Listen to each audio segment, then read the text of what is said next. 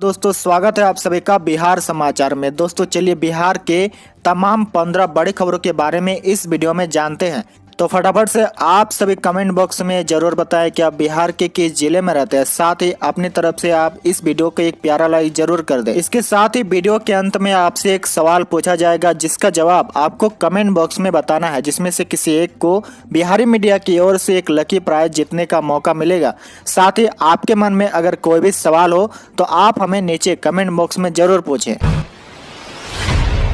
आज की सबसे पहली खबर, बिहार में पहली बार मिले ब्लैक फंगस के 5 मरीज, 3 का एम्स में तो 1 का आईजीआईएमएस में चल रहा है इलाज। जी हाँ, बिहार में पहली बार ब्लैक फंगस म्यूकोरमाइकोसिस के 4 मरीज मिले हैं। 3 मरीज एम्स पटना में जबकि 1 मरीज आईजीआईएमएस में इलाज कराने पहुंचे हैं।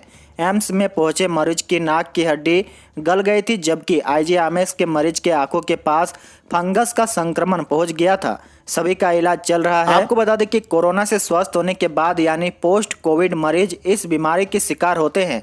अगर शुरुआती समय में पहचान ना हो तो इससे जान बचाना मुश्किल हो जाता है। इसमें मृत्यु दर 80 से 85% तक है। पिछले 3 दिनों में इस बीमारी के 6 संदिग्ध मरीज की एम्स में जांच की गई है, जिसमें 4 में इस बीमारी की पुष्टि हुई है। बड़ी खबर, कोरोना संकट के बीच हड़ताल पर गए 27,000 संविदा स्वास्थ्य कर्मी, सरकार से की ये मांगे। राज्य में कोविड संक्रमण के मामले लगातार बढ़ते जा रहे हैं। इसी बीच स्वास्थ्य सेवाओं पर दबाव बढ़ रहा है और मरीजों को काफी परेशानियों का सामना करना पड़ रहा है। ऐसी स्थिति में लगभग 27,000 संविदा स्वास्थ्य कर्मी बुधवार से हड़ताल पर चले गए हैं। संविदा स्वास्थ्य कर्मियों की सरकार से 9 सूत्रीय मांगे हैं। बीते दिनों उन्होंने अपनी मांगों को लेकर काला बिल्ला लगाकर विरोध जताया था। वहीं कल से ये सभी स्वास्थ्य कर्मी होम आइसोलेशन में चले गए हैं। संविदा स्वास्थ्य कर्मियों की मांग है कि उनका वेतन पुनरीक्षण कर मानदेय में बढ़ोतरी की जाए, उन्हें पारिवारिक पेंशन और अन्य लाभ दिया जाए।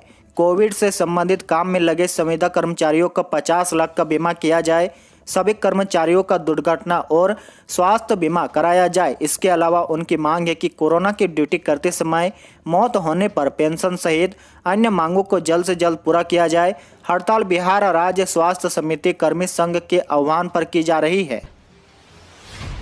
बड़ी खबर, पूरे देश में अब बच्चों को लगेगी कोरोना वैक्सीन, भारत बायोटेक को मिली ट्रायल की मंजूरी। जी हां, WHO के एक्सपर्ट ने भारत को आगाह किया था कि अगर कोरोना की तीसरी लहर आती है तो उसमें बच्चों पर भी काफी प्रभाव पड़ सकता है। इसी कड़ी में अब एक बड़ा कदम उठाया गया है।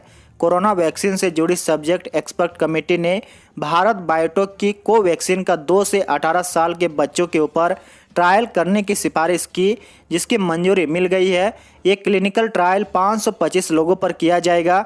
ये दिल्ली एम्स, पटना एम्स, नागपुर के MIMS अस्पताल में होगा। बिहार में 14 मई तक सक्रिय रहेगा प्री मानसून, तापमान अभी और गिरेगा। जी हां, IMD पटना की आधिकारिक जानकारी के मुताबिक प्रदेश में प्री मानसून की गतिविधियां 14 मई तक और चरम पर पहुंचेगी। इस दौरान न केवल मेघ गर्जन बल्कि हवा की रफ्तार 40 किलोमीटर प्रति घंटे तक रहने की आशंका है। दरअसल प्रदेश में इन दिनों कई मौसमी सिस्टम काम कर रहे हैं। बिहार इन दिनों न केवल निम्न दाब का केंद्र बना हुआ है बल्कि बंगाल के खाड़ी में हो रही मौसमी बदलाव से भी प्रभावित है। पश्चिमी विक्षोभ भी सक्रिय है। फिलहाल अप्रैल और मई में अब तक प्री मानसून गतिविधियां कम से कम पिछले 10 सालों में नहीं देखी गई है। दूसरी तरफ राज्य में वज्रपात ने बरपाया कहर, 12 लोगों की मौत, खेत में काम करने वाले दर्जन भर लोग घायल। जी हां, बुधवार को आंधी बारिश के दौरान वज्रपात ने कहर बरपाया और सूबे में 12 लोगों की मौत हो गई। कोसी, सीमांचल और पूर्वी बिहार में 5 लोग ठनके की चपेट में आ गए, जबकि दर्जन भर लोग घायल हो गए। मरने वाले में मुंगेर और भागलपुर के 2-2 जबकि बांका के 1 व्यक्ति शामिल है। आपको बता दें कि पूरे राज्य में अब तक ठनका गिरने से 12 लोगों की मौत हो चुकी है। बड़ी खबर, अब गांव की गलियों का भी होगा सैनिटाइजेशन, पंचायती राज मंत्री ने जारी किया आदेश। बिहार सरकार के पंचायती राज मंत्री सम्राट चौधरी ने कहा कि कोरोना महामारी का संक्रमण तीव्र गति से पंचायतों में बढ़ने के कारण बचाव हेतु सोडियम हाइपोक्लोराइड से पंचायत में उपलब्ध 15वें वित्त आयोग के अनटाइड अनुदान से सैनिटाइजेशन कराया जाना प्रभावकारी कदम होगा। उन्होंने कहा कि पंचायत सचिव की अपनी देख रेख में ग्रामीण क्षेत्र के धार्मिक स्थल, सामुदायिक भवनों, पंचायत सरकार भवनों, हाट बाजार एवं भीड़ भाड़ भरे क्षेत्रों को चिन्हित कर व्यापक पैमाने पर सैनिटाइजेशन करने का सख्त निर्देश दिया गया है। बिहार में बढ़ सकती है लॉकडाउन की अवधि, मुख्य सचिव ने लॉकडाउन विस्तार को लेकर मांगे फीडबैक। जी हां, मुख्य सचिव त्रिपुरारी शरण की अध्यक्षता में लॉकडाउन बढ़ाने के संबंध में बैठक की गई। बिहार में 15 मई तक कोरोना की रोकथाम के लिए लॉकडाउन लगाया गया है, जिसके सकारात्मक परिणाम देखने को मिल रहे हैं। इसी लॉकडाउन अवधि का विस्तार संबंधी फीडबैक लेने के लिए बैठक की गई है। बैठक में सीएम के प्रधान सचिव दीपक कुमार, पुलिस महानिदेशक, सभी आयुक्त, पुलिस महानिरीक्षक, पुलिस उप महानिरीक्षक, जिला अधिकारी, वरीय पुलिस अधीक्षक एवं पुलिस अधीक्षक शामिल रहे। बैठक की शुरुआत में प्रदत्त अमृत ने बताया कि कोरोना के वर्तमान स्थिति में पहले की अपेक्षा काफी सुधार हुआ है। 5 मई के बाद कोरोना संक्रमण के मामले में लगातार कमी आई है। आपको बता दें कि बैठक के बाद अधिकतर पदाधिकारियों ने 15 मई से 31 मई तथा कुछ पदाधिकारियों ने 15 मई से 26 मई तक वर्तमान प्रतिबंध के अनुसार लॉकडाउन की अवधि में विस्तार करने का सुझाव दिया है। अगली बड़ी खबर पूरे बिहार के लिए खुशखबरी। 22 दिन बाद पॉजिटिव केस 10,000 से नीचे, 100 में मात्र 9 लोग मिल रहे हैं पॉजिटिव। जी हां, बिहार में लॉकडाउन लगाने का असर दिखने लगा है। पिछले कुछ दिनों में कोरोना मरीजों की संख्या में भारी गिरावट दर्ज की गई है। स्वस्थ होने वाले मरीजों की संख्या में भारी बढ़ोतरी देखी गई है। बुधवार को राज्य सरकार ने जो ताज़ा आंकड़ा पेश किया है वह काफ़ी चौंकाने वाला है। यह पूरे बिहार के लिए एक राहत की खबर है, क्योंकि पिछले 24 घंटे में 22 दिन बाद प्रदेश में एक दिन में 10,000 से कम मामले सामने आए हैं। राज्य में पिछले 24 घंटे में 9,863 नए संक्रमित की पहचान की गई है। साथ ही लगातार 9वें दिन भी पॉजिटिविटी रेट नीचे गिरा है।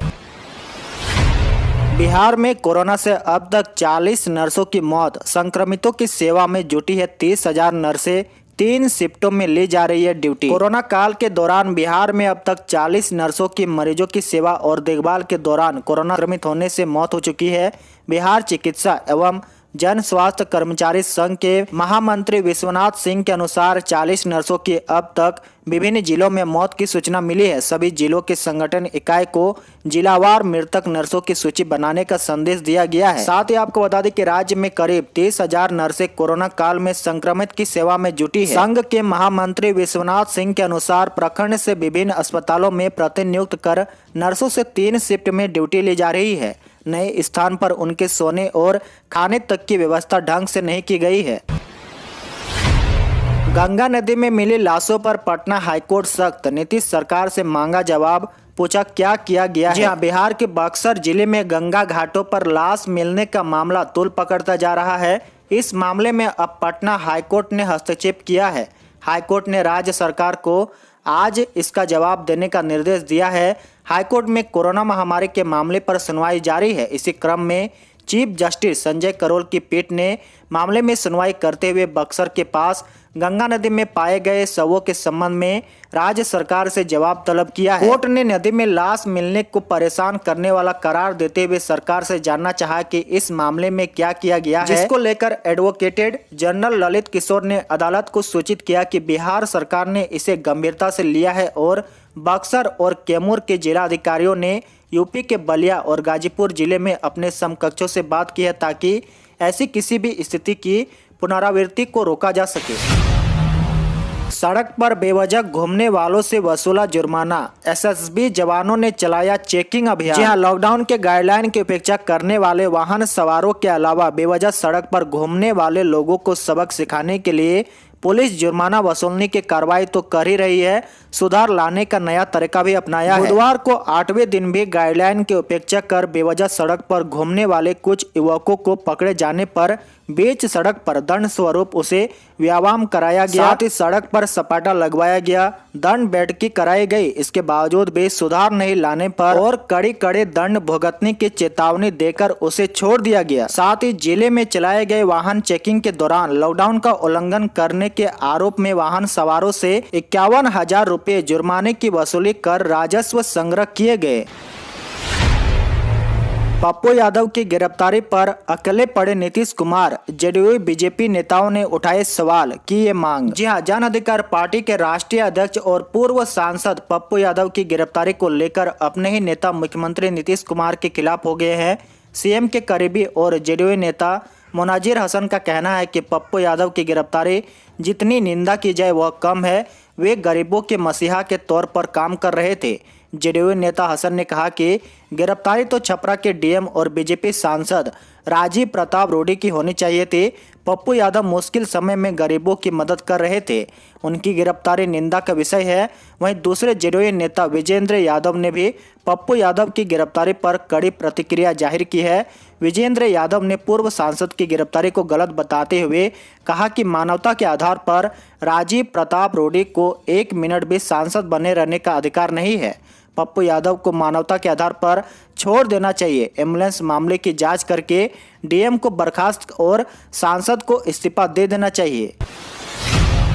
दूसरी तरफ जेल में ना तो पीने का शुद्ध पानी है और ना ही कमोड। रात भर मच्छरों ने काटा। जेल में पप्पू यादव ने शुरू की भूख हड़ताल। बाढ़ और कोरोना महामारी जैसी आपदा में दूसरे को घर घर जाकर खाना पहुंचाने वाले जाप संरक्षक व पूर्व सांसद पप्पू यादव खुद भूखे हैं। मधेपुरा जिले के कुमारखंड थाना में दर्ज अपहरण के एक मामले में मंगलवार को पूर्व सांसद को पुलिस ने गिरफ्तार किया था। मधेपुरा कोर्ट में वर्चुअल पेशी के बाद रात करीब 12:30 बजे पूर्व सांसद को वीरपुर जेल लाया गया। जेल की कुव्यवस्था को लेकर पूर्व सांसद ने भूख हड़ताल शुरू कर दी है। आपको बता दें कि पप्पू यादव के आधिकारिक ट्विटर हैंडल से यह जानकारी मिली है। पप्पू यादव ने अपना दर्द साझा करते हुए कहा कि वीरपुर जेल में ना तो पीने का शुद्ध पानी है और ना ही वॉशरूम। वह खुद डायबिटीज और हाई ब्लड प्रेशर के मरीज हैं। उनके पाँव का ऑपरेशन भी हुआ है। उन्हें बैठने में दिक्कत होती है, लेकिन शौचालय में कबोर्ड भी नहीं है। रात भर उन्हें मच्छरों ने काटा है। हालांकि उन्होंने स्पष्ट किया है कि बिहार में राजनीतिक संरक्षण में चल रहे दवा माफियाओं, शराब माफियाओं, एम्बुलेंस माफियाओं और अस्पताल माफियाओं के खिलाफ उनकी लड़ाई जारी रहेगी। पटना यूनिवर्सिटी में दाखिला प्रक्रिया मई के अंत में हो सकती है शुरू। जी हां, पटना यूनिवर्सिटी में दाखिला लेने वाले स्टूडेंट का इंतजार अब जल्द ही खत्म होने वाला है। कहा जा रहा है कि इस महीने के अंत में पटना यूनिवर्सिटी की दाखिला प्रक्रिया शुरू कर दी गई है। आपको बता दें कि लॉकडाउन और शिक्षण संस्थान बंद होने के कारण पटना यूनिवर्सिटी की दाखिला प्रक्रिया पहले से ही 1 महीने देर से चल रही है। बिहार इंटरमीडिएट पास करने वाले स्टूडेंट बेसब्री से दाखिले का इंतजार कर रहे हैं। इस साल 10 लाख स्टूडेंट ने बिहार बोर्ड इंटरमीडिएट की परीक्षा पास की है। यूनिवर्सिटी के अधिकारियों का कहना है कि यूनिवर्सिटी के वीसी गिरीश चौधरी समेत कई कर्मचारी कोरोना संक्रमित है। इस कारण प्रशासनिक कार्य पूरी तरह से रुका हुआ है। और अंत की बड़ी खबर, पटना की सड़कों पर नजर नहीं आएगी 130 पीली सिटी राइड बसें। जी हां, परमिट रिन्यूअल नहीं होने से अगले 2 वर्षों में पटना की सड़कों से 130 पीली सिटी राइड बसें बाहर हो जाएगी। पटना शहर में इन दिनों 160 प्राइवेट सिटी बसें चलती है। इनमें 130 बसें 2006 से और 2008 के बीच डीटीओ में रजिस्टर्ड हुई है। चूँकि राज्य सरकार के दिशा निर्देश के अनुसार 15 वर्षों से अधिक पुरानी सिटी बसों का परमिट रिन्यूअल नहीं होना है, लिहाजा अगले 2 वर्षों के दौरान जैसे जैसे इन बसों का परमिट लैप्स होते जाएगा, रिन्यूअल नहीं होने की वजह से ये राजधानी की सड़कों से बाहर होती जाएगी और केवल 30 बसें यहां सेवा देती नजर आएगी, जो 2009 से 2017 में पंजीकृत है। आज के लिए आपका सवाल बताएं कि भारत की प्रथम बोलती फिल्म कौन सी है। इसका जवाब आप हमें नीचे कमेंट बॉक्स में जरूर बताएं।